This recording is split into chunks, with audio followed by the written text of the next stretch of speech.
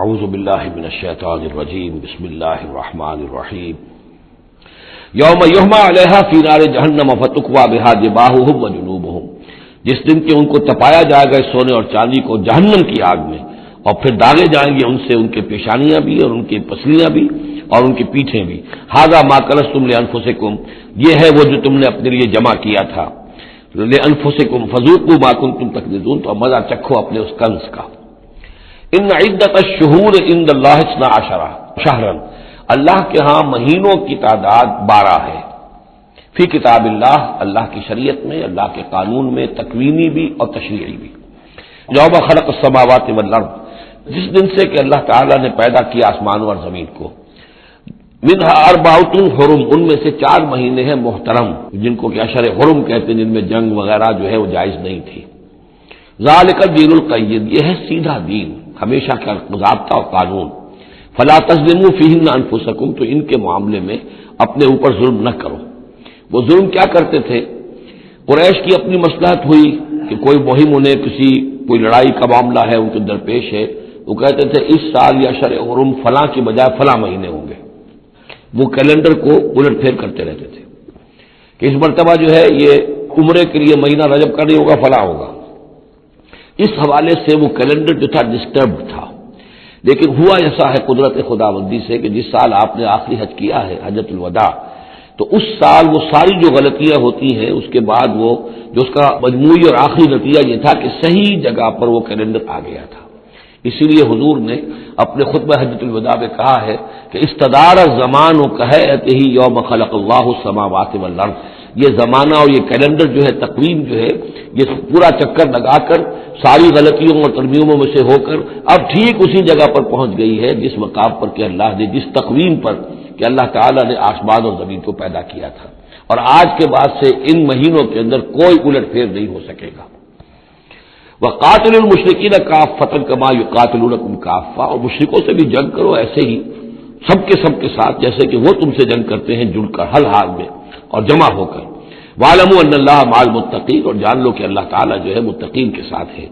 إِنَّمَا النَّسِيءُ زِيَادَةٌ فِي الْكُفْرِ، یہ جو مہینوں کو ہٹا دینا تھا ادھر سے ادھر، یہ پھیر دینا جو ہے اشہر حرم کا، یہ بڑھائی ہوئی بات ہے کفر کی۔ یضل بہ الذین کفروا، اس کے ذریعے سے گمراہ ہوئے ہیں وہ لوگ جنہوں نے کفر کیا۔ یحلونہ عاما، حلال کر لیتے ہیں اس مہینے کو 1 سال، ویحرمونہ عاما، اور 1 سال اسے حرام قرار دے دیتے ہیں۔ لیواطئوا عدۃ ما حرم اللہ، تاکہ تعداد پوری کر لیں اس کی جو اللہ نے حرام ٹھہرائے ہیں۔ 4 مہینے حرام ہے، آگے پیچھے پھیر کر لیکن تعداد پوری کر دی۔ فَيُحِلُّوا مَا حَرَّمَ اللَّهُ، اس کا نتیجہ کیا نکلتا ہے کہ جو اللہ کی طرف سے محترم مہینہ تھا وہ ان کے حساب سے، ان کی غلطی سے پھر وہ حلال ہو جاتا ہے، پھر حلال کر لیتے ہیں وہ مہینہ جو اللہ نے حرام کیا ہے۔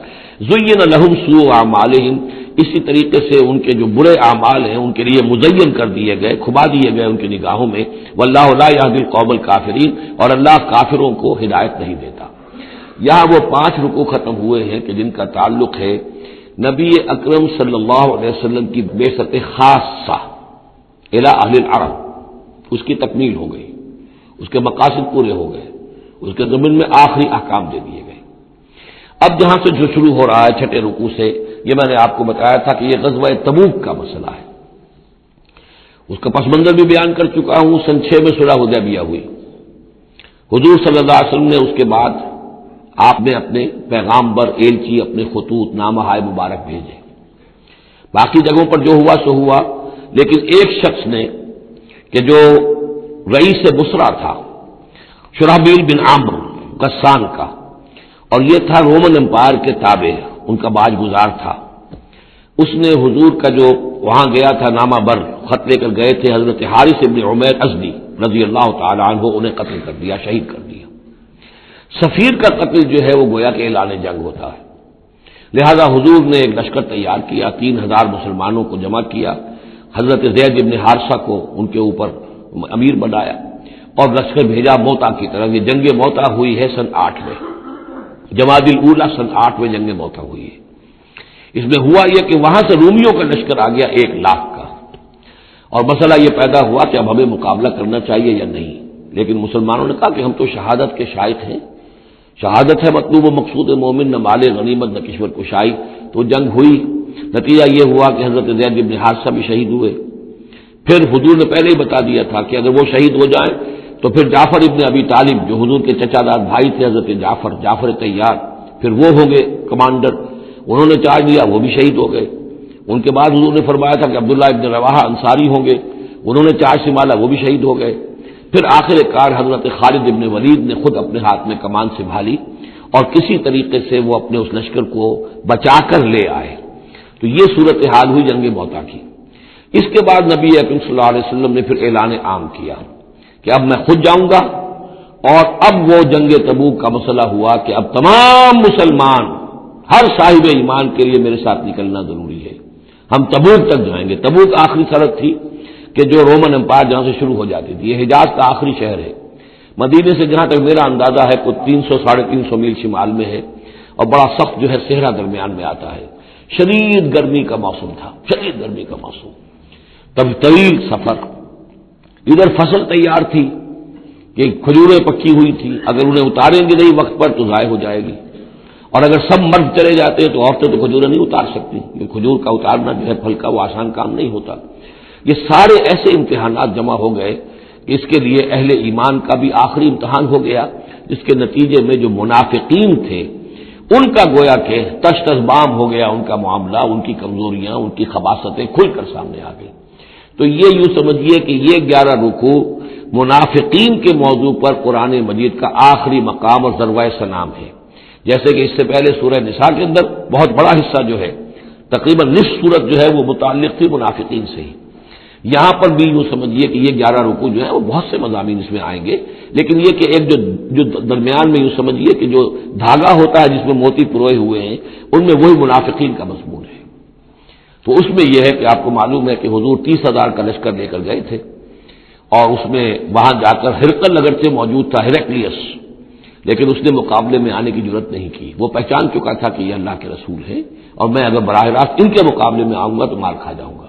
حضور وہاں مقیم رہے، وہاں کے آس پاس کے لوگ آئے، انہوں نے معاہدے کیے، اپنی سرحدوں کو آپ نے محفوظ کیا، اور پھر آپ واپس آ گئے۔ گویا کہ جنگ کی نوبت نہیں آئی، لیکن یہ کہ دھاک بیٹھ گئی حضور کی اور مسلمانوں کی کہ سلطنت روما نے پسپائی اختیار کی ہے، رومن امپائر مقابلے میں آنے کی ہمت نہیں کر سکی۔ تو وہ جو بھی جنگ موتا کی وجہ سے جو کچھ ہوا اکھڑی تھی، اللہ تعالیٰ نے اس ہوا کو دوبارہ جو ہے قائم کر دیا۔ بہرحال اس کے بعد یہ سلسلہ آگے بڑھا حضرت ابوبکر کے زمانے میں، کیونکہ حضور نے اپنے مرض وفات میں بھی ایک لشکر تیار کر دیا تھا، اور زید ابن حارثہ رضی اللہ تعالیٰ عنہ کے بیٹے حضرت اسامہ ابن زید کو اس کا سربراہ مقرر کیا تھا۔ جب آپ کا انتقال ہوا ہے تو وہ لشکر تیار تھا۔ اب اس موقع پر جو منافقین کی جان پر بن گئی تو خطاب تو شروع ہو رہا ہے یا ایھا الذین آمنوا سے، لیکن وہ بات ذہن میں رکھ لیجیے جو میں نے سورہ نساء میں آپ سے کہی تھی کہ منافقین سے بھی خطاب ہوتا ہے تو یا ایھا الذین آمنوا کے صیغے سے ہوتا ہے، اس لیے کہ وہ بھی مسلمان تھے، ایمان کا دعویٰ کرتے تھے۔ یا ایھا الذین آمنوا ما لکم اذا قیل لکم انفروا فی سبیل اللہ ثاقلتم الی الارض، اے ایمان کے دعوے دارو تمہیں کیا ہو گیا ہے جب تم سے کہا جاتا ہے نکلو اللہ کی راہ میں تو تم گرے جاتے ہو، دھسے جاتے ہو زمین کی طرف، یعنی کہ پاؤں من بھر کے ہو گئے، اٹھا نہیں جا رہا، حوصلہ جو ہے جواب دے گیا۔ ارضیتم بالحیات الدنیا من الآخرہ، اب یہ وہی سرچنگ کوشچن، ذرا سوچو کیا تم نے آخرت کی بجائے دنیا کی زندگی کو قبول کر لیا ہے؟ دعوے دار تو ہو ایمان بالآخرت کے، لیکن اگر تم اللہ کی راہ میں جنگ کے لیے نکلنے کے لیے تیار نہیں ہو تو اس کا مطلب یہ کہ تم آخرت ہاتھ سے دے کر اور دنیا خرید رہے ہو۔ فما متاع الحیات الدنیا فی الآخرۃ الا قلیل، تو جان لو کہ دنیا کی پوری زندگی کا ساز و سامان آخرت کے مقابلے میں کچھ بھی نہیں ہے، نہ ہونے کے برابر ہے، بہت قلیل۔ الا تنفروا، اگر نہیں نکلو گے اللہ کی راہ میں، یعذبکم عذابا علیما، تمہیں عذاب دے گا، دردناک عذاب، ویستبدل قوما غیرکم، اور تمہیں ہٹا کر کسی اور قوم کو لے آئے گا۔ اس نے اپنے دین کا جھنڈا اٹھوانا ہے، تم نہیں اٹھاتے، تمہیں دفع کرے گا، ریجیکٹ کرے گا، مردود کر دے گا اور کسی اور قوم کو لے آئے گا۔ ولا تضروہ شیئا، اور تم اللہ کا کوئی نقصان نہیں کر سکو گے۔ واللہ علی کل شیء قدیر، اللہ ہر چیز پر قادر ہے۔ الا تنصروہ، اگر تم ان کی مدد نہیں کرو گے یعنی حضور کی، فقد نصرہ اللہ، تو اللہ نے تو مدد کی ان کی۔ اذ اخرجہ الذین کفروا ثانی اثنین اذ ہما فی الغار، جبکہ کافروں نے انہیں اپنے گھر سے اور مکے سے نکلنے پر مجبور کر دیا تھا، جبکہ دو میں کے دوسرے تھے، دو ہی تھے، حضور تھے اور حضرت ابوبکر تھے رضی اللہ تعالی عنہ۔ اذ ہما فی الغار، جبکہ وہ دونوں غار میں تھے، اذ یقول، یہ غار ثور کا واقعہ ہے، اذ یقول لصاحبہ لا تحزن، جب حضرت ابو بکر نے رضی اللہ تعالیٰ عنہ یہ کہا کہ حضور یہ تو پہنچ گئے ہیں غار کے دہانے تک، اگر کسی نے ذرا بھی نیچے جھانک لیا تو ہم نظر آ جائیں گے، تو حضور نے فرمایا لا تحزن، فکر نہ کرو، ان اللہ معنا، اللہ ہمارے ساتھ ہے۔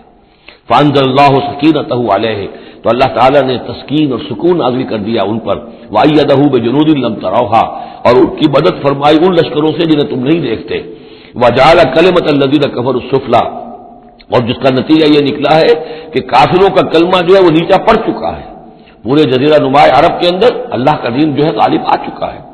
وجعل کلمۃ الذین کفروا السفلی، اللہ نے بنا دیا ہے کافروں کی بات کو سب سے نیچے، وکلمۃ اللہ ہی العلیاء، اور اللہ کا کلمہ تو سب سے اونچا ہے ہی، واللہ عزیز الحکیم، اللہ تعالی زبردست ہے، حکمت والا۔ انفروا خفافا وثقالا، نکلو خواہ ہلکے خواہ بوجھل، یہ ہلکے اور بوجھل کے دو پہلو ہو سکتے ہیں، یا تو داخلی طور پر بوجھل دل کے ساتھ نکلو یا آمادگی کے ساتھ نکلو، نکلنا پڑے گا۔ اب یہ نکلنا فرض عین ہے، یہ نفیر عام ہے، وہ بات گئی جبکہ صرف تحریض تھی، ترغیب تھی، وہ دور ختم ہوا، اب نکلنا پڑے گا، اس جنگ میں نفیر عام ہے، چاہے بوجھل دل کے ساتھ نکلو اور چاہے کھلے دل کے ساتھ اور آمادگی کے ساتھ نکلو۔ اور اس کے ایک معنی یہ بھی ہو سکتے ہیں، چاہے تمہارے پاس ساز و سامان کافی ہے تب بھی نکلو، کم ساز و سامان ہے تب بھی نکلو، تو خارجی طور پر بھی ہو سکتا ہے یہ بوجھل اور ہلکا، اور داخلی طور پر بھی۔ وجاہدوا باموالکم وانفسکم فی سبیل اللہ، اور جہاد کرو اللہ کی راہ میں اپنے اموال سے اور اپنی جانوں سے، ذالکم خیر لکم ان کنتم تعلمون، یہی تمہارے لیے بہتر ہے اگر تم علم رکھتے ہو۔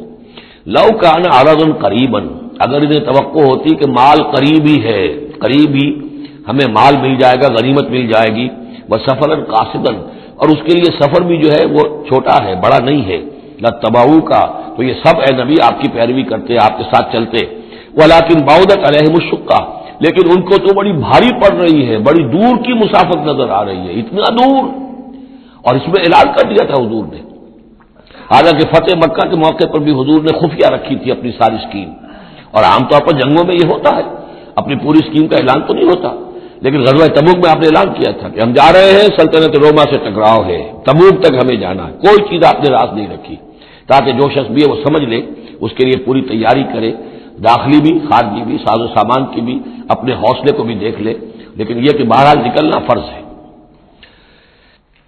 ولکن بعدت علیہم الشقہ وسیحلفون باللہ لو استطعنا لخرجنا معکم، اور یہ عنقریب قسمیں کھائیں گے اللہ کی کہ اگر ہمارے اندر استطاعت ہوتی ہم ضرور نکلتے، اب مجبوری ہے، فلاں مجبوری ہے، فلاں مجبوری ہے۔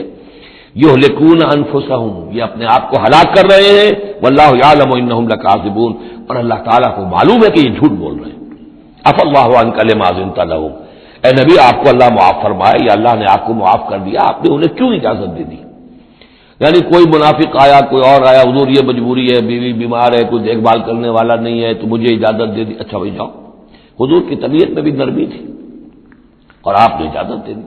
اب جب اجازت مل گئی، اس نے کہا میں نے تو اجازت لے لی، وہ کور بن گیا، اس کے نفاق کا پردہ چاک نہیں ہوا، حالانکہ حضور اجازت نہ دے تو تب بھی اس نے نہیں جانا تھا، لیکن نہیں جانا تھا تو معلوم تو ہو جاتا کہ اس نے رسول کی بات کا جو ہے وہ معصیت کی ہے، نافرمانی کی ہے، اس کے نفاق کا پردہ جو ہے وہ پڑا رہ گیا، وہ پردہ اٹھ جاتا۔ عفی اللہ عنک، اللہ کو معاف کرے، یا اللہ نے آپ کو معاف کر دیا، لما اذنت لہم، کیوں آپ نے ان کو اجازت دے دی، حتی یتبین لک الذین صدقوا وتعلم الکاذبین، یہاں تک کہ آپ کے لیے واضح ہو جاتا کون صادق الایمان ہے، کون سچے مسلمان ہیں، اور آپ جان لیتے کون جھوٹے ہیں، اس لیے کہ انہوں نے پھر بھی نہیں جانا تھا، آپ اجازت نہ دیتے تب بھی رہ جانا تھا، اور اس سے یہ ہے کہ ان کے نفاق کا پردہ جو ہے وہ فاش ہو جاتا۔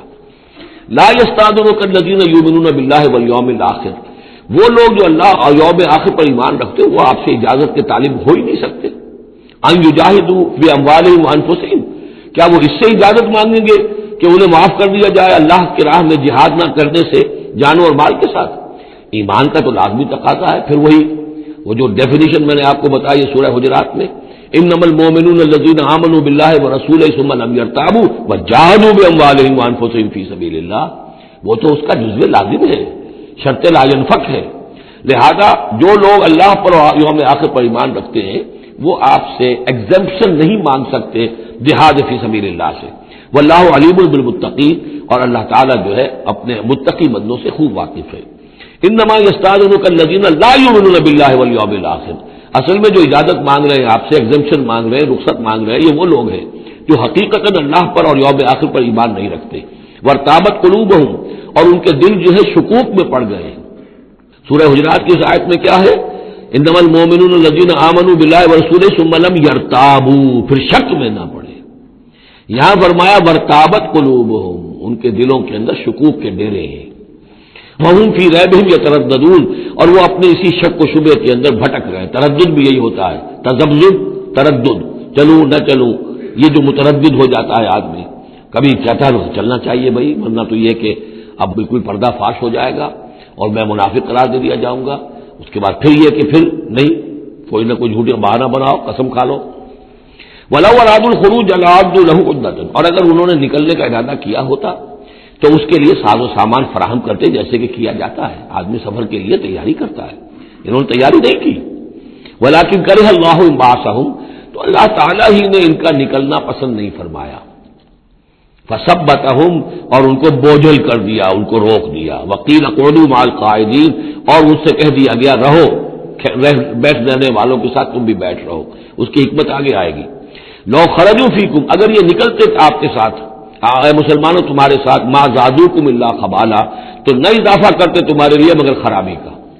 دلوں میں روب تھا، وہاں جا کے فتنے اٹھاتے، آپس میں لڑاتے، کوئی اور کچھ کرتے، لہذا ان کا بیٹھ رہنا بھی حکمت پر مبنی ہے، اللہ تعالیٰ کی طرف سے، گویا کہ اس میں بھی ایک خیر ہے، گویا کہ بندہ مومن کے لیے تو خیر ہی خیر ہے، ادھر بھی خیر ادھر بھی خیر، لیکن منافق کے لیے شر ہی شر ہے، ادھر بھی شر ادھر بھی شر۔ لو خرجوا فیکم، اگر یہ نکلتے تمہارے ساتھ، ما زادوکم الا خبالا، تو یہ نہ اضافہ کرتے تمہارے لیے مگر برائی کا، خرابی کا۔ ولاوضعوا خلالکم، اور یہ گھوڑے دوڑاتے تمہارے مابین، یبغونکم الفتنہ، تمہارے لیے فتنے پیدا کرنے کے لیے۔ وفیکم سماعون لہم، اور تمہارے اندر ان کے بعض جاسوس بھی ہیں، یا تمہارے اندر بعض لوگ ہیں جو ان کی باتیں بڑی توجہ سے سنتے ہیں، یہ دونوں ترجمے ہوں گے۔ واللہ علیم بالظالمین، اور اللہ تعالیٰ ظالموں سے خوب واقف ہے۔ یعنی تمہارے اندر ہے مسلمانوں بعض نیک دل، وہ منافق نہیں ہیں، نیک دل سادہ لو مسلمان ہیں، جو ان سے حسن ظن رکھتے ہیں، ان سے کوئی تعلق رکھتے ہیں، دوستی رکھتے ہیں، ان کی بات توجہ سے سنتے ہیں۔ تو اگر یہ ہوتے تمہارے لشکر میں ساتھ اور یہ کوئی فتنہ اٹھاتے، تو وہ جو سادہ لو مسلمان تھے وہ ان کی بات سن کر کسی فتنے میں مبتلا ہو سکتے تھے۔ اور ایک ترجمہ وہ ہے کہ ان میں جاسوس موجود ہے۔ لقد ابتغوا الفتنة من قبل، یہ اس سے پہلے بھی فتنے اٹھاتے رہے ہیں۔ وقلبوا لك الامور، یہی لفظ فتنہ آیا اس حدیث میں جو میں سنا چکا ہوں آپ کو۔ علماء سوء کا کردار کیا ہو جاتا ہے؟ علماءهم شر الناس تحت عظیم السماء من عندهم تخرج الفتنة وفيهم تعود، جھگڑے، لڑائیاں، فتوے اور ایک دوسرے کی وہ تفرقہ جو ہے اس کے اندر شدت ہے، یہ کام ہے۔ لقد ابتغوا الفتنة من قبل، یہ فتنے اٹھاتے رہے پہلے بھی۔ وقلبوا لك الامور، اور اپنی امکانی حد تک اے نبی آپ کے لیے معاملات کو تلپٹ کرنے کی کوشش کرتے رہے، بدلتے رہے۔ حتی جاء الحق، یہاں تک کہ حق آ گیا، جزیرہ نماء عرب میں تو فیصلہ ہو گیا، اللہ کے دین کا غلبہ ہو گیا۔ وظہر امر اللہ، اللہ کا امر ظاہر ہو گیا، غالب ہو گیا۔ وہم کارہون، جبکہ انہیں یہ پسند نہیں تھا، یہ تو ابھی چاہتے تھے کہ دین کا غلبہ اس طرح سے نہ ہو۔ ومنہم من یقول اذن لی ولا تفتنی، ان میں سے وہ بھی ہے جو کہتا ہے کہ حضور مجھے اجازت دے دیجئے اور مجھے فتنے میں نہ ڈالیے۔ یہ بہت ہی مردود شخص تھا، جد ابن قیس لعنت اللہ علیہ، یہ منافقین میں سے تھا۔ یہ آیا اور اس نے بڑا استہزاء کا انداز اختیار کیا حضور کے ساتھ، حضور مجھے تو آپ اجازت دے دیجئے، کیوں بھائی کیا معاملہ ہے، کیا مجبوری ہے؟ حضور میں ذرا حسن پرست قسم کا انسان ہوں، اور وہ شام کی طرف آپ جا رہے ہیں، شامی عورتیں بہت خوبصورت ہوتی ہیں، تو میں تو اپنے اوپر قابو نہیں رکھ سکوں گا، میں فتنے میں مبتلا ہو جاؤں گا، تو آپ مجھے فتنے سے بچا لیں۔ ومنہم من یقول اذن لی ولا تفتنی، اور ان میں سے وہ بھی ہے جو کہتا ہے کہ مجھے تو اجازت دے دیجئے، ایکسپٹ کر دیجئے اور مجھے فتنے میں نہ ڈالیے، میں آپ کے ساتھ جاؤں گا تو فتنے میں پڑ جاؤں گا۔ الا فی الفتنۃ سقطوا، آگاہ ہو جاؤ فتنے میں تو پڑ چکے، اور فتنہ کون سا ہوگا؟ جو بدبخت اس قسم کا معاملہ کر رہا ہے، بدترین فتنے کا شکار تو ہو چکا۔ وَإِنَّ جَهَنَّمَ لَمُحِيطَةٌ بِالْكَافِرِينَ، اور یقیناً جہنم جو ہے ان کافروں کا احاطہ کیے ہوئے ہے۔ ان تصبک حسنۃ تسؤہ، اے نبی اگر آپ کو کوئی اچھی بات پہنچتی ہے، کوئی فتح ہوتی ہے، کوئی خیر آتا ہے، کوئی اچھی خبر آتی ہے، تسوءہم انہیں بری لگتی ہے، وَإِن تُصِبْكَ مُصِیبَۃٌ اگر کوئی تکلیف آ جاتی ہے، ناگوار پوزیشن، صورتحال، یقولوا قد اخذنا امرنا من قبل، تو کہتے ہیں جی ہم نے تو اپنا معاملہ پہلے ہی درست کر لیا تھا، ہم کوئی بے وقوف تھوڑا ہی ہے، ان لوگوں کی طریقے سے جو ہے اتنے جو ہے ہم رسک نہیں لیتے، ہم نے پہلے اس سے اپنی حفاظت کا بندوبست کر لیا تھا۔ یقولوا قد اخذنا امرنا من قبل ویتولوا وهم فرحون، اور وہ پیٹ پھیرتے ہیں اور بڑے شاداں و فرحاں ہوتے ہیں کہ مسلمانوں پر مصیبت آ گئی اور ہم بچ گئے۔ قل لن یصیبنا الا ما كتب اللہ لنا، یہ آیتیں تو ہر شخص کو یاد کر لینی چاہیے۔ یہ دو آیتیں بندہ مومن کے لیے بہت بڑا ہتھیار ہیں، بہت بڑا اسلحہ ہے۔ کہو لن یصیبنا الا ما كتب اللہ لنا، اے بدبختو ہم پر کوئی مصیبت نہیں آ سکتی سوائے اس کے جو اللہ نے ہمارے لیے لکھ دی ہو۔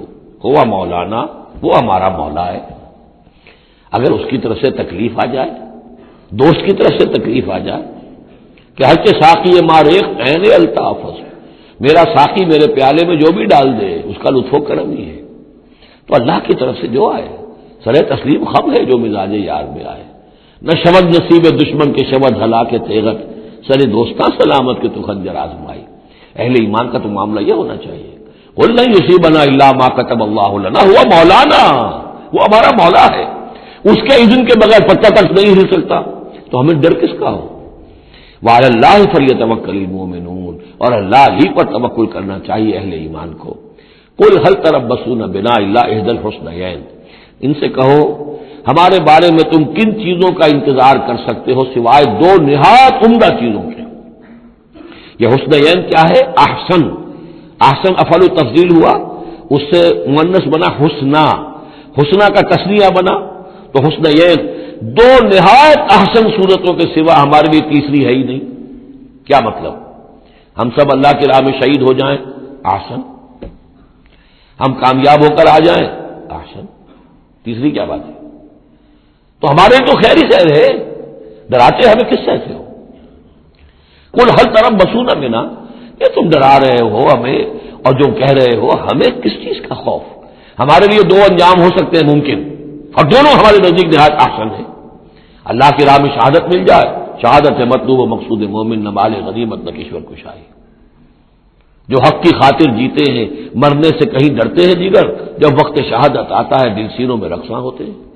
اور اگر ہم کامیاب ہو کر آ گئے تو تم بھی کہو گے کہ یہ تو بڑی کامیابی، ہمارے لیے تو کامیابی کامیابی ہے۔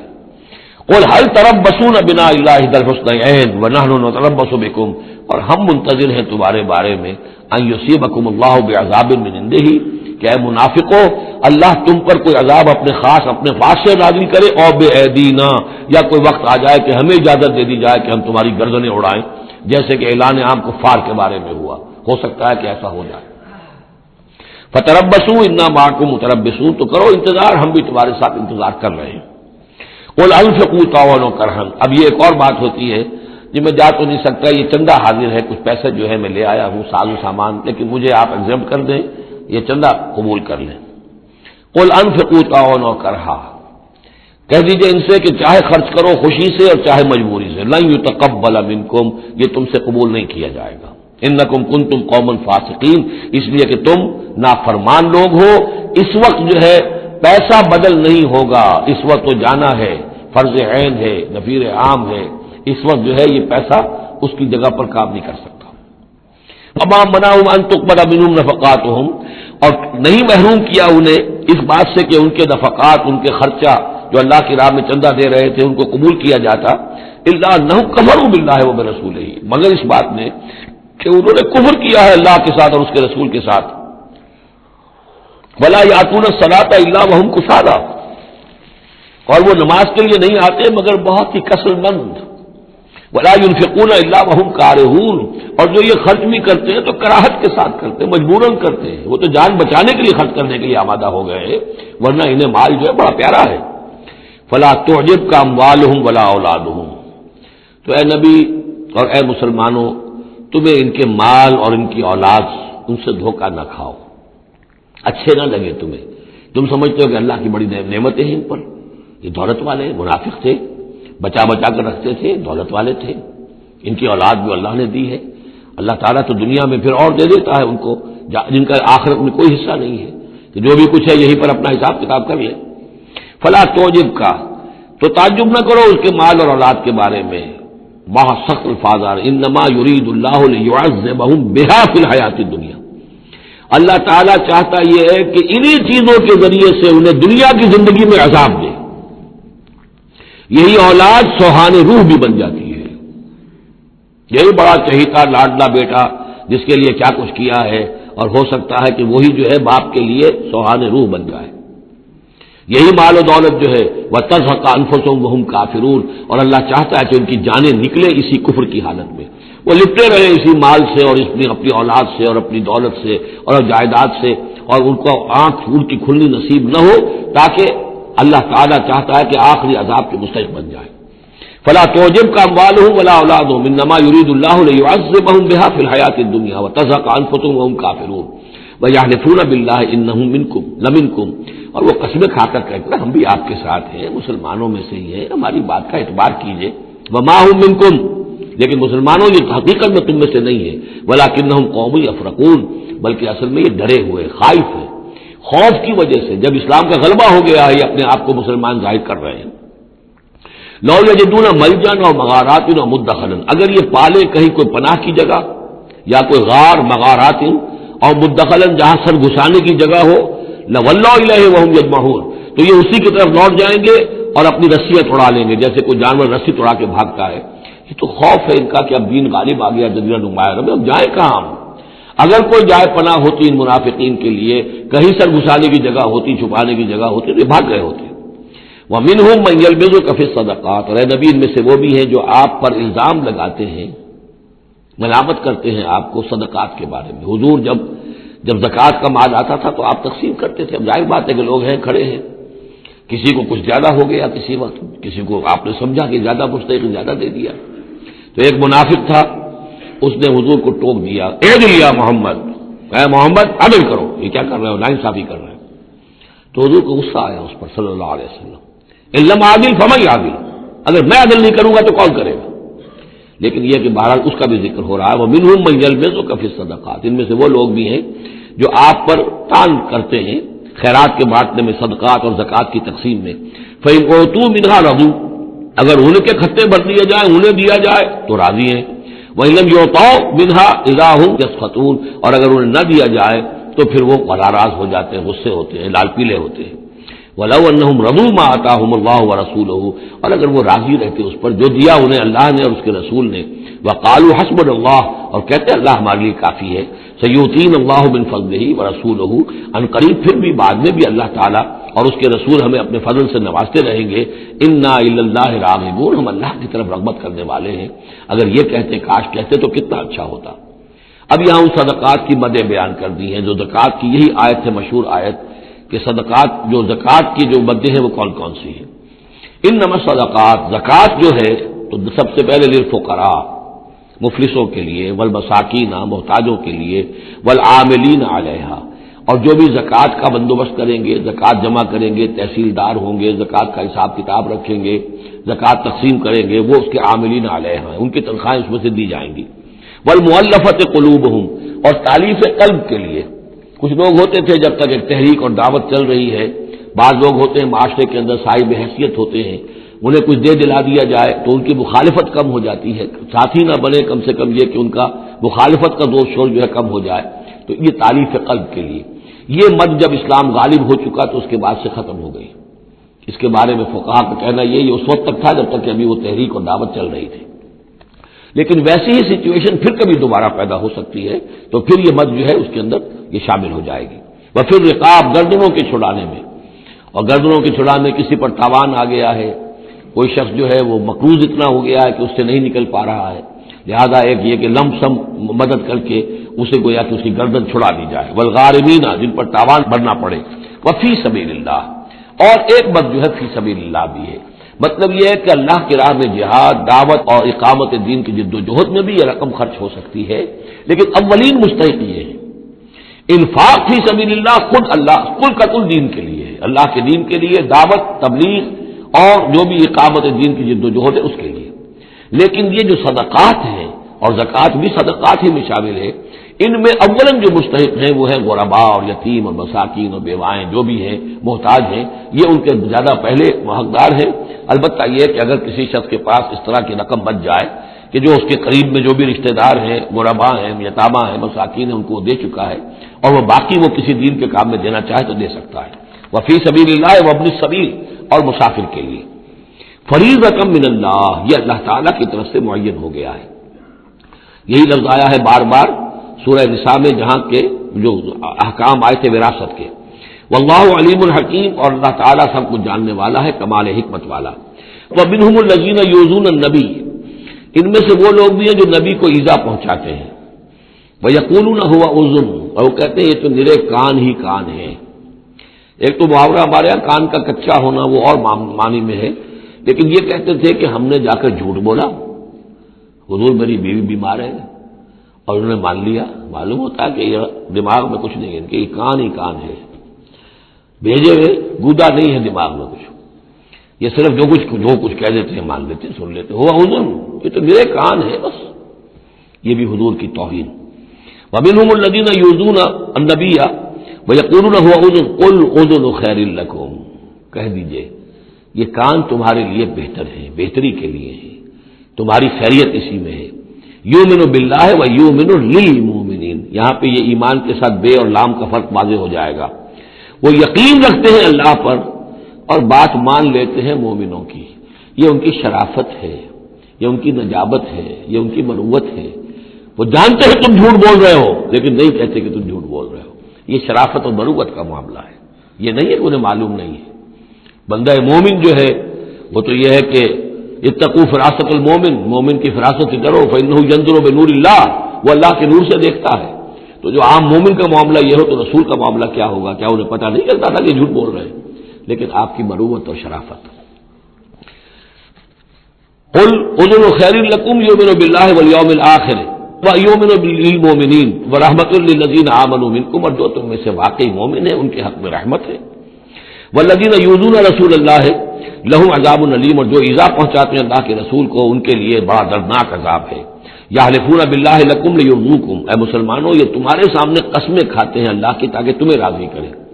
اب ظاہر بات ہے کہ حضور کا تو جا کر بہانہ جو کیا اور لے کر آ گئے، اب مسلمانوں سے بھی کہہ رہے ہیں، قسمیں کھا کھا کر اپنے یقین دلا رہے ہیں کہ ہم مخلص ہیں، آپ ہمارے شک نہ کریں۔ یحلفون باللہ لکم لیرضوکم، تاکہ تمہیں راضی کر لیں۔ واللہ ورسولہ احق ان یرضوہ، اللہ اور اس کا رسول زیادہ حقدار ہیں کہ وہ انہیں راضی کریں، ان کانوا مومنین، اگر وہ واقعتاً مومن ہیں۔ الم یعلموا انہ من یحادد اللہ ورسولہ، کیا وہ جانتے نہیں ہیں کہ جو کوئی بھی مقابلہ کرے گا اور سرکشی کرے گا اللہ اور اس کے رسول کے مقابلے میں آ جائے گا، فان لہ نار جہنم خالدا فیہا، تو اس کے لیے تو جہنم کی آگ ہے جس میں وہ ہمیشہ ہمیشہ رہے گا۔ ذالک الخزي العظیم، اور یہ بہت بڑی رسوائی ہے۔ یحذر المنافقون ان تنزل علیہم سورۃ تنبئہم بما فی قلوبہم، اے مسلمانوں یہ منافق ڈرتے رہتے ہیں کہ کہیں ایسا نہ ہو کہ مسلمانوں پر کوئی ایسی صورت نازل ہو جائے کہ جو ان کو ہمارے دلوں کی حالت بتا دے۔ اللہ کی طرف سے وہی آ سکتی ہے، ہم جو کہ جھوٹ بول رہے ہیں ہمارا پردہ چاک کر دیا جائے اور ہمارا جو ہے وہ پوری لیے ہمارے لیے شامت آ جائے۔ قل استہزئوا، کہیے کہ نہیں ڈرتے، ابھی تم استہزاء کرتے رہو، ان اللہ مخرج ما تحذرون، لیکن بہرحال ایک وقت آئے گا جس چیز سے تم ڈر رہے ہو اللہ اسے ظاہر کر دے گا، عیاں کر دے گا۔ وَلَئِن سَأَلْتَهُمْ لَيَقُولُنَّ، اور اگر آپ ان سے پوچھیں گے تو کہیں گے اِنَّا كُنَّا نَخُوضُ وَنَلْعَبُ، وہ جب بکواس کرتے تھے آپس میں، حضور کے خلاف بات کر رہے ہیں، کسی مومن صادق کے اوپر کوئی تہمت لگا رہے ہیں، اب اگر کسی نے جا کر کوئی بات بتا دی حضور کو کہ فلاں شخص تو یہ کہہ رہا تھا، عبداللہ ابن ابی یہ کہہ رہا تھا، فلاں نے یہ کہا ہے، حضور نے بلایا، طلب کیا، پوچھا، تو اب وہاں پر آئیں گے وَلَئِن سَأَلْتَهُمْ، اگر پوچھیں گے باس پرس کریں گے آپ ان سے، لَيَقُولُنَّ، وہ لازماً کہیں گے اِنَّمَا كُنَّا نَخُوضُ وَنَلْعَبُ، یہ تو ویسے ہی ذرا گپ بازی میں لگے ہوئے تھے، یہ تو تھوڑی سی جو تھی ہماری گفتگو جو ہو رہی تھی وہ لائٹ وین میں گفتگو ہو رہی تھی، اس کو خامخواہ اس شخص نے جو ہے وہ سنجیدگی سے لے لیا، ہم کھیل رہے تھے دل لگی میں، یہ بات ہم نے کہہ دی تھی۔ قُلْ أَبِاللَّهِ وَبِآيَاتِهِ وَرَسُولِهِ كُنتُمْ تَسْتَهْزِئُونَ، کہیے تو کیا تم اللہ کے ساتھ اور اس کی آیات کے ساتھ اور اس کے رسول کے ساتھ استہزاء کر رہے تھے؟ تمسخر، یہ دل لگی تمہاری، بازی بازی بارش بابا ہم بازی، اب اللہ اور رسول جو ہے اور اس کی آیات جو ہے وہ بھی تمہارے لیے تختہ بش بن گئی ہے استہزاء اور تمسخر کا. لا تعتذروا، اب بہانے مت بناؤ. قد کفرتم بعد ایمانکم، تم کفر کر چکے ہو اپنے ایمان کے بعد. ان نعفو عن طائفۃ منکم، اگر ہم تمہاری ایک جماعت کی طرف سے درگزر کریں گے، نعذب طائفۃ، تو کسی دوسری جماعت کو ہم عذاب بھی اب دیں گے. اب وہ وقت آ رہا ہے کہ تمہیں سزائیں بھی ملیں گی بانہم کانوا مجرمین، اس لیے کہ وہ مجرم تھے. المنافقون والمنافقات بعضهم من بعض، یہ منافق مرد اور منافق عورتیں سب ایک دوسرے میں ہی سے ہیں، یعنی ان کی کا گٹھ جوڑ ہے. یامرون بالمنکر، یہ بدی کا حکم دیتے ہیں، بجائے اس کے کہ امر بالمعروف کرتے یہ برائی کا حکم دیتے ہیں. وینہون عن المعروف، اور نیکی سے روکتے ہیں. مت خرچ کرو، سنبھال کے رکھو، پاگل ہو گئے ہو، آخر مستقبل کی فکر کرنی چاہیے. لہذا وہ نہیں انل معروف اور امر بالمنکر. یامرون بالمنکر وینہون عن المعروف ویقبضون ایدیہم، اپنے ہاتھوں کو مٹھیوں کو بند رکھتے ہیں، خرچ نہیں کرتے. نسوا اللہ فنسیہم، انہوں نے اللہ کو بھلا دیا تو اللہ نے انہیں بھلا دیا، نظر انداز کر دیا. ان المنافقین هم الفاسقون، یقیناً یہی منافق ہے کہ جو سرکش ہے، نافرمان ہے. وعد اللہ المنافقین والمنافقات والکفار نار جہنم خالدین فیہا، اللہ نے وعدہ کیا ہے ان منافق مردوں اور منافق عورتوں سے اور تمام کفار سے آگ کا، جہنم کی آگ کا، خالدین فیہا، جس میں وہ ہمیشہ ہمیشہ رہیں گے. یہ حسبہم، بس وہی ان کے لیے کفایت کرے گی. ولعنہم اللہ، اور اللہ تعالیٰ نے ان پر لعنت فرما دی ہے. ولہم عذاب مقیم، اور ان کے لیے عذاب ہے قائم رہنے والا، مسلسل دائم اور قائم عذاب. کالذین من قبلہم، اسی طرح کے وہ لوگ، یہ بھی ان لوگوں کی مانند ہے کہ جو ان سے پہلے تھے.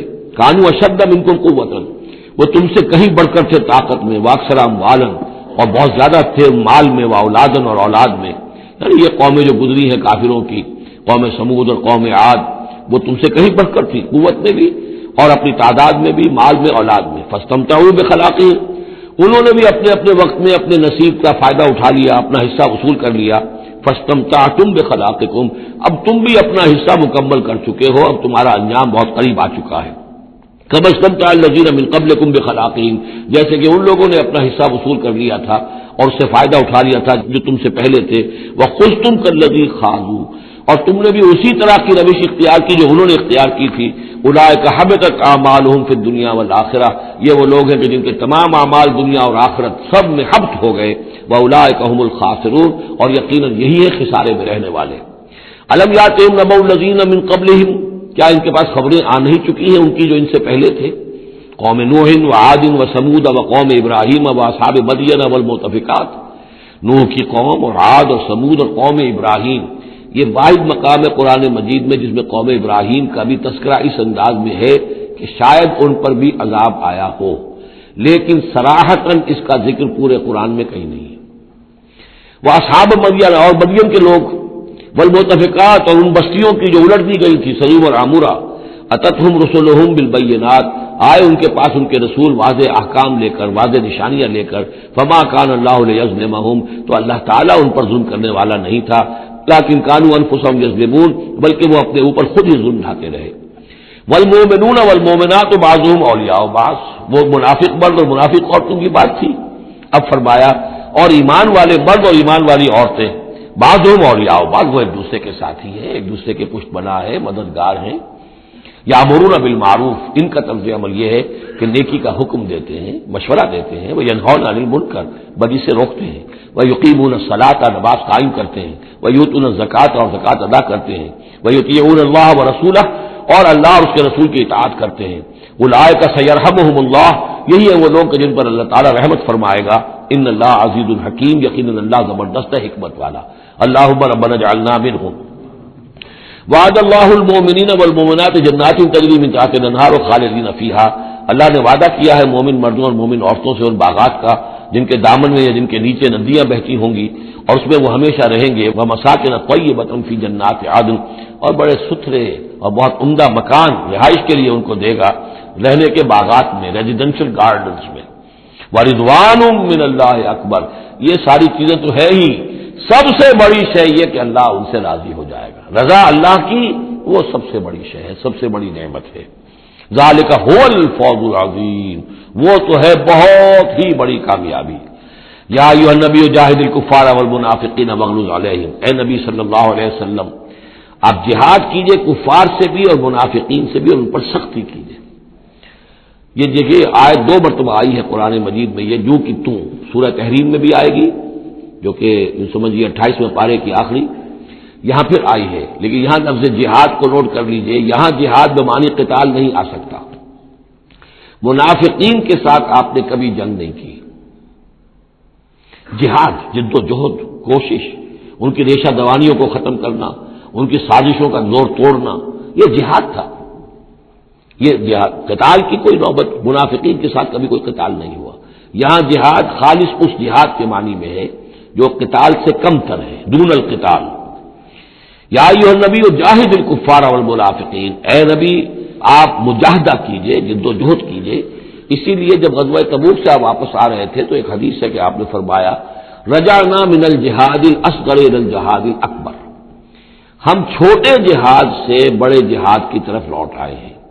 اب اس کی تعبیریں مختلف کی گئی ہیں کہ اتنا بڑا جہاد سلطنت روما کے خلاف گئے تھے، اسے آپ جہاد اصغر کہہ رہے ہیں، وہاں سے لوٹ کر ہم آ گئے، اب جہاد اکبر سامنے ہے۔ تو اس کی عام طور پر جو توجیہ لوگوں نے کی ہے وہ تو یہ ہے کہ یہ جہاد جو نفس کے خلاف ہے وہ سب سے اکبر ہے، سب سے بڑا ہے، اور یہ بات صحیح ہے۔ آپ سے پوچھا گیا ای الجہاد افضل یا رسول اللہ، آپ نے فرمایا ان تجاہد نفس کا فی طاعت اللہ، کہ اللہ کے رسول یہ بتائیے کہ سب سے افضل جہاد کس کا ہے؟ آپ نے فرمایا کہ تم جہاد کرو اپنے نفس کے خلاف اور اسے اللہ کا مطیع بناؤ۔ تو اسی پر گویا کہ اس کو محمول کیا ہے، لیکن میرے نزدیک حقیقت یہ ہے کہ اب یہ جو بارے آستین تھے کہ جو مدینے کے اندر منافقین تھے، اب ان کے خلاف جہاد کرنا تھا، اور اس میں چونکہ اندیشے تھے کہ ان کے تعلقات تھے اوس اور خزرج کے لوگوں کے ساتھ، عام لوگوں کے ساتھ دوستیاں تھیں، تو اس میں فتنے اٹھ لگے۔ واپس آ کر آپ نے مسجد ضرار کو پھر گرایا ہے، یہ بہت بڑا قدم تھا۔ عام مسلمان جو اس میں مشتعل بھی ہو سکتے تھے کہ مسجد کو گرا رہے، لیکن یہ کہ یہ اقدامات آپ نے کیے ہیں صلی اللہ علیہ وسلم اس آیت کے اترنے کے بعد اور تبوک سے واپسی کے بعد۔ یا ایھا النبی جاہد الکفار والمنافقین واغلظ علیہم، اے نبی جہاد کیجئے کافروں سے بھی اور منافقین سے بھی، اور ان پر سختی کیجئے۔ ومأواہم جہنم، ان کا ٹھکانہ جہنم ہے، وبئس المصیر، اور وہ بہت برا ٹھکانہ ہے۔ یحلفون باللہ ما قالوا، وہ اللہ کی قسم کھا کر کہتے ہیں کہ ہم نے یہ بات نہیں کہی، کوئی بات جو بھی آئی، کوئی غلط بات کہی، کوئی استہزاء کیا، کوئی تمسخر اڑایا۔ وَلَقَدْ قَالُوا كَلِمَةَ الْكُفْرِ، حالانکہ انہوں نے کہا ہے کفر کا کلمہ۔ یہ ایک بات انہوں نے کہی تھی، اس کا ذکر آ جائے گا تفصیل سے سورہ منافقون میں 28ویں پارے میں، واقعہ وہاں تفصیل سے آیا ہے۔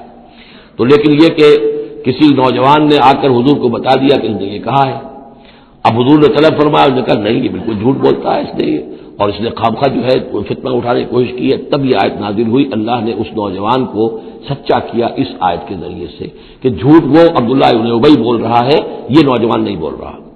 یحلفون باللہ ما قالوا، وہ قسم کھا رہے ہیں اللہ کی کہ ہم نے وہ بات نہیں کہی۔ وَلَقَدْ قَالُوا كَلِمَةَ الْكُفْرِ، حالانکہ انہوں نے کہا کلمہ کفر۔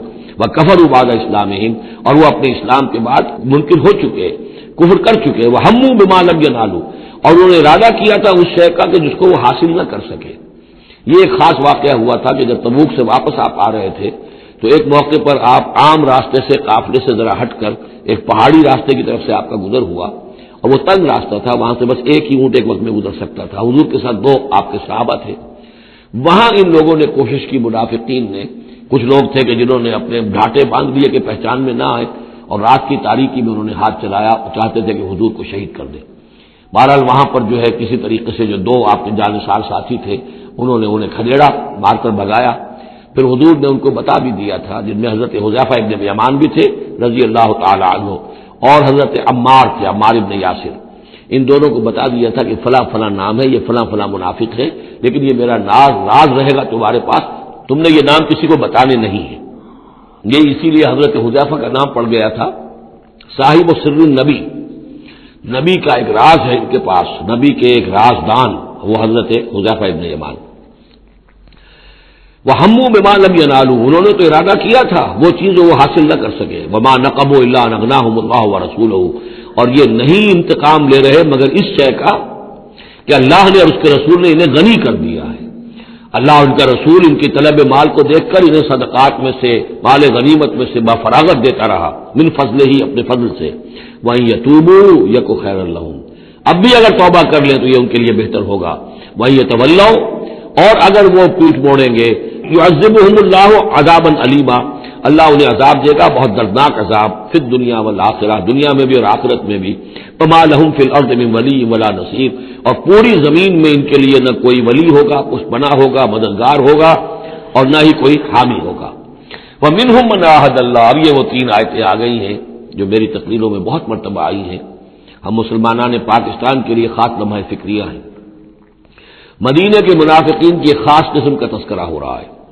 ومنہم من عاہد اللہ، ان میں سے وہ لوگ بھی ہیں جنہوں نے اللہ سے عہد کیا تھا، لئن آتانا من فضلہ، اگر اللہ ہمیں اپنے فضل سے نواز دے گا، غنی کر دے گا، دولت دے دے گا، دولت مند کر دے گا، لنصدقن ولنکونن من الصالحین، ہم خوب صدقہ خیرات کریں گے اور نیک بن جائیں گے۔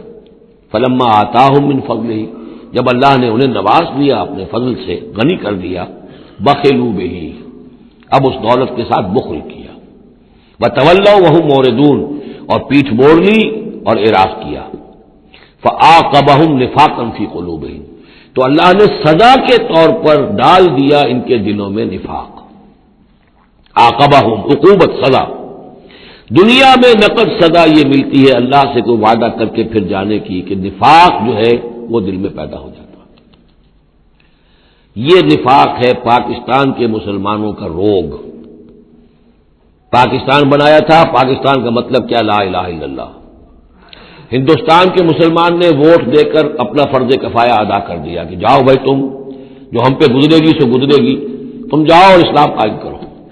ہم نے کیا کیا ہے؟ 50 برس سے زائد ہو گئے، کیا کیا ہے؟ اسلام کہاں ہے؟ یہ بے وفائی، یہ بد عہدی، اس کا نتیجہ کیا ہے؟ 3 نفاق ہیں جو اس قوم کے اوپر مسلط ہو گئے۔ نفاق باہمی، اب وہ قوم نہیں رہی، قومیتوں میں تحلیل ہو چکی ہے، اب عصبیتیں ہیں، صوبائیت ہے، لسانیت ہے، اور نہ معلوم کیا کچھ ہے، فرقہ واریت ہے۔ دوسرے، کردار کا بیڑا غرق ہو گیا۔ آیت المنافق ثلاث، حضور نے فرمایا منافق کی 3 نشانیاں ہیں، جس میں یہ تینوں چیزیں ہیں، خواہ وہ انسامہ وصلہ، چاہے روزہ رکھتا ہو، نماز پڑھتا ہو، اپنے آپ کو مسلمان سمجھتا ہو، وہ منافق ہے۔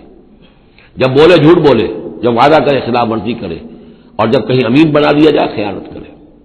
وہ دیکھ لیجیے اپنی قوم کو، جو جتنا بڑا ہے الا ماشاء اللہ، ایکسیپشنز پروو دی رول، قانون یہی ہے، جو جتنا بڑا اتنا ہی جھوٹا، اتنا ہی خائن، اور اتنا ہی وعدہ خلاف۔ اور تیسرا اور میرے نزدیک سب سے بڑا نفاق جو ہے وہ ہمارے دستور میں ہے۔ The most secret document of state is the constitution. اور منافقت کا پلندہ ہے کہ ایک ہاتھ سے اسلام داخل کرتے ہیں، دوسرے سے نکال لیتے ہیں۔ ایک دفعہ دیکھیں تو اسلام ہی اسلام، کیا اللہ، اتنی بڑی بات۔ No legislation can be done repugnant to the Quran and the Sunnah, ہو اتنی بڑی بات۔ یہ تو معلوم ہوتا ہے کہ سورہ الحجرات کی پہلی آیت کا ترجمہ کر کے دستور میں لکھ دیا، لیکن اس کے ساتھ ہی اس کے اوپر کوئی اس پہ عمل کرنا ضروری نہیں ہے، وہ لکھی رہے گی بس۔ اور ہم نے ایک آئیڈیالوجی کاؤنسل بنا دی ہے، وہ اس کے مطابق سفارشات پیش کرتی رہے گی، اور ہر سال اس کی رپورٹ پیش ہو جایا کرے گی، خلاص۔ کوئی اس میں سینکشن نہیں، کوئی اس کے نافذ کرنے کی کوئی ذمہ داری نہیں، کوئی پابندی نہیں۔ فیڈرل شریعت کورٹ، کیا کہنے ہیں فیڈرل شریعت کو، بڑے بڑے چوٹی کے علماء، اور کیا کیا تنخواہیں ان کو ملی ہیں، اور کیا کیا مراعات ملی ہیں، وہ سب کچھ ہے، لیکن صورت کیا ہے؟ دستور پاکستان بھی تمہارے دائرے سے خارج، عدالتی قوانین بھی تمہارے دائرے سے خارج، یہاں تک کہ آئلی قوانین بھی تمہارے دائرے سے خارج، مالی قوانین بھی 10 سال کے لیے خارج۔ تو کیا کرو گے بیٹھ کے؟ تنخواہیں لو اور ایکسرسائز ان فیوٹیلیٹی وقت گزارو، اللہ اللہ خیر صلی اللہ۔ منافقت میرے نزدیک اس پوری دنیا کے اندر شاید دستور کی سطح پر ایسی منافقت کہیں اور موجود نہ ہو۔ یہ ہے ہمارا روگ اصل۔ فعاقبہم نفاقا فی قلوبہم، تو اللہ نے عقوبت کے طور پر، سزا کے طور پر ان کے دلوں میں نفاق پیدا کر دیا، الی یوم یلقونہ، اور یہ نفاق اب رہے گا اس دن تک جس دن کے یہ ملاقات کریں گے اللہ سے۔ یہ کانٹا ان کے دلوں سے نکلے گا نہیں۔ بما اخلف اللہ ما وعدوہ، بسبب اس وعدہ خلافی کے جو انہوں نے اللہ سے کیا، وبما کانوا یکذبون، اور بسبب اس جھوٹ کے جو انہوں نے بولا۔ الم یعلموا ان اللہ یعلم سرهم ونجواهم، کیا انہیں یہ معلوم نہیں ہے کہ اللہ تعالیٰ ان کی چھپی اور کھلی چیزوں کو، چھپی چیزیں اور جو نجوا کرتے ہیں یہ لوگ بیٹھ کر آپس میں سازشیں کرتے ہیں، اللہ ان سے واقف ہے۔ وان اللہ علام الغیوب، اللہ تعالیٰ تو تمام غیب کا جاننے والا ہے۔ الذین یلمزون المطوعین من المؤمنین، یہ لوگ کہ جو اہل ایمان میں سے جو بھی نیکی کی کوشش کرتے ہیں اپنے دل سے اپنی امکانی حد تک، ان کے اوپر طعن کرتے ہیں، استہزاء کرتے ہیں۔ جب حضور نے فرمایا تھا کہ اب یہ بڑی مہم ہے، اب جو بھی کچھ لا سکتے ہو پیش کرو، گویا کہ جدید اسلام میں ہم کہیں گے چندے کی اپیل کی، ڈونیشنز چاہیے، تو ایک ابو عقیل انصاری تھے، انہوں نے یہ کیا کہ کچھ نہیں تھا ان کے پاس، ساری رات مزدوری کی ایک باغ میں جا کر، اور وہ کھینچ کھینچ کر کنویں سے پانی باغ کو سیراب کیا۔ صبح کو انہیں کچھ کھجوریں ملی، رات بھر کی مزدوری، آدھی لے جا کر اپنے گھر میں دے دی اپنے بیوی بچوں کو، اور آدھی لا کر حضور کی خدمت میں پیش کر دی۔ حضور نے فرمایا کہ یہ جو کھجوریں ہیں یہ پورے ڈھیر کے اوپر پھیلا دو، یہ سب پر بھاری ہیں۔ لیکن وہاں جو منافق تھے انہوں نے اب فقے چست کرنے شروع، جی ہاں ان کھجوروں کے بغیر تو یہ مہم چل ہی نہیں سکتی تھی، کیا کہنے صاحب، یہ تو بہت بڑا صدقہ انہوں نے کیا ہے، بہت بڑا معاملہ ہے۔ تو یہ اب تانے دے رہے ہیں، ان کا دل دکھا رہے ہیں۔ الذین یلمزون المطوعین من المؤمنین فی الصدقات والذین لا یجدون الا جہدهم، وہ بیچارے کہ جن کے پاس اپنی محنت مشقت کے سوا کچھ ہے ہی نہیں، فیسخرون منہم، ان سے مذاق کرتے ہیں، ٹھٹے کرتے ہیں، سخر اللہ منہم، اللہ تعالیٰ ان کا مذاق اڑائے، ولہم عذاب علیم، اور ان کے لیے دردناک عذاب ہے۔ استغفر لہم، اب یہ سخت ترین آیت ہے قرآن مجید میں منافقین کے لیے، یا وہ تھی جو سورہ نساء میں تھی، ان المنافقین فی الدرک الاسفل من النار، منافق آگ کے سب سے نچلے طبقے میں ہوں گے۔ کیا یہ ہے استغفر لہم، اے نبی اب آپ ان کے لیے استغفار کریں، او لا تستغفر لہم، یا ان کے لیے استغفار نہ کریں، ان تستغفر لہم 70 مرۃ، اگر آپ 70 مرتبہ بھی ان کے لیے استغفار کریں گے، فلن یغفر اللہ لہم، تب بھی اللہ تعالیٰ انہیں معاف نہیں فرمائے گا۔ ذالک بانہم کفروا باللہ ورسولہ، یہ اس لیے کہ یہ اللہ اور اس کے رسول کے ساتھ کفر کر چکے، واللہ لا یہدی القوم الفاسقین، اور اللہ ایسے فاسقوں کو ہدایت نہیں دیتا۔ فرح المخلفون بمقعدہم خلاف رسول اللہ وکرہوا ان یجاہدوا باموالہم وانفسہم فی سبیل اللہ، بہت خوش ہو گئے پیچھے رہ جانے والے جنہوں نے اجازتیں لے لی تھی حضور سے، ایگزمپشن لے لی تھی اپنے بیٹھ رہنے پر اللہ کے رسول کے پیچھے، اور انہوں نے برا سمجھا، ناپسند کیا کہ وہ جہاد کرتے اپنی جانوں اور مال کے ساتھ اللہ کی راہ میں، وقالوا لا تنفروا فی الحر، اور وہ دوسروں سے بھی کہہ رہے تھے ہم تو لے آئے چھٹی، رخصت لے آئے ہیں، تم بھی ذرا عقل کے ناخن لو، کہاں جا رہے ہو اس گرمی میں، اس شدید موسم کے اندر جا رہے ہو، پاگل ہو گئے، لا تنفروا فی الحر، اس گرمی میں مت نکلو، قل نار جہنم اشد حرا، اے نبی ان سے کہہ دیجئے جہنم کی آگ اس سے کہیں زیادہ گرم ہے، لو کانوا یفقہون، کاش کہ ان کو تفقہ حاصل ہوتا، فہم حاصل ہوتا، فلیضحکوا قلیلا ولیبکوا کثیرا، تو انہیں چاہیے کہ ہنسے کم روئیں زیادہ، جزاء بما کانوا یکسبون، بدلہ اس کا کہ جو کمائی انہوں نے کی ہے۔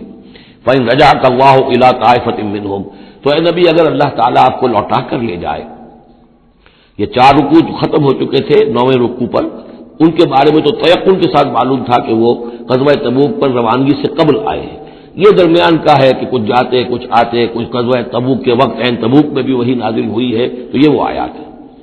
فإن رجعک اللہ، ظاہر بات ہے یہاں معلوم ہو رہا ہے کہ یہ کہیں تبوک میں یہ آیت نازل ہوئی ہے، اگر اللہ آپ کو لوٹا کر لے جائے ان کے کسی گروہ کے پاس، فاستاذنوک للخروج، اور پھر وہ آپ کے ساتھ نکلنے کی اجازت مانگے کسی اور دشمن کے خلاف، فقل لن تخرجوا معی ابدا، کہہ دیجیے گا اب تم میرے ساتھ کبھی نہیں نکلو گے، وہ آخری امتحان تمہارا ہو چکا، تم ناکام ہو چکے، ولن تقاتلوا معی عدوا، اور اب میرے ساتھ ہو کر کسی دشمن کے ساتھ جنگ کرنے کا تمہیں موقع نہیں ملے گا۔